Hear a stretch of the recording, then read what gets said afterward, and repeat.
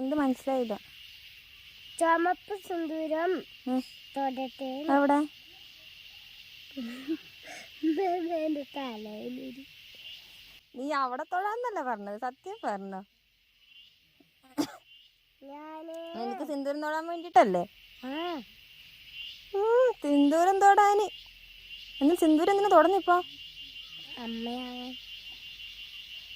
അമ്മയാ സിന്ദൂരം തൊടുന്നേ?